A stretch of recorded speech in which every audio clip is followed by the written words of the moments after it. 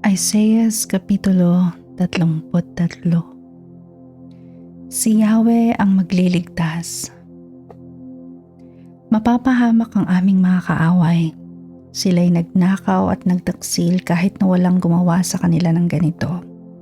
Ngunit magwawakas ang ginagawa nilang ito at sila'y magiging biktima rin ng pagnanakaw at pagtataksil. Kahambagan mo kami, O Yahweh, kami naghihintay sa iyo. Ingatan mo kami araw-araw at iligtas sa panahon ng kaguluhan. Kapag ikaw ay nasa panig namin, tumatakas ang mga kaaway dahil sa ingay ng labanan. Ang ari-arian nila'y nalilimas, parang pananim na dinadaanan ng balang. Dakila si Yahweh, ang trono niya'y ang kalangitan. Maghahari siya sa Zion na may katarungan at katuwiran. Siya ang magpapatatag sa bansa. Inililigtas niya ang kanyang bayan at binibigyan ng karunungan at kaalaman. Ang pangunahing yaman nila si Yahweh sundin at igalang.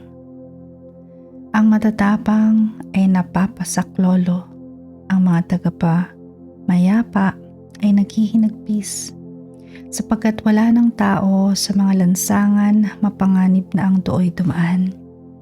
Mga kasunduan ay di na pinahahalagahan at wala na ring taong ikinagalang. Ang tuyong lupa'y parang nagluluksa, ang kagubatan ng Lebanon ay nalalanta. Naging parang desyerto na ang magandang lupain ng Sharon, gayon din ang bundok ng Carmel at ang Bashan.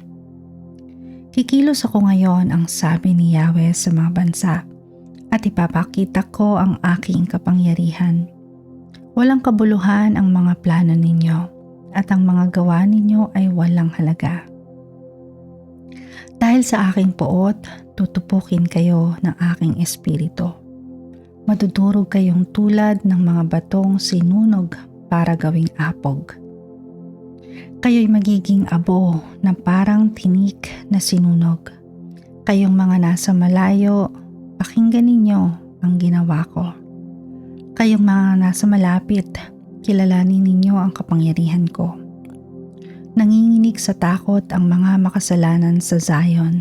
Sabi nila, parang apoy na hindi namamatay ang parusang igagawad ng Diyos. Sino ang makakatagal sa init niyon? Ngunit maliligtas kayo kung tama ang sinasabi ninyo at ginagawa.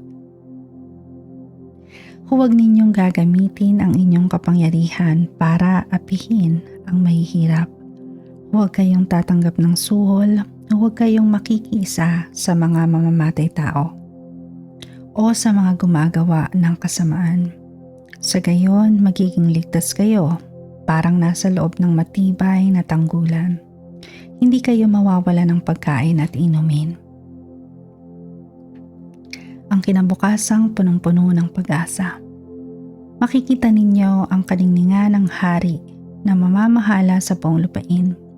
Mawawala na ang kinatatakutang mga dayuhang tik-tik at maniningil ng buwis.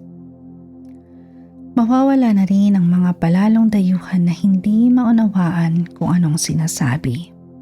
Masdan mo ang Zion, ang pinagdarausan natin ng mga kapistahan. Masdan mo rin ang Jerusalem, mapayapang lugar, magandang panahanan.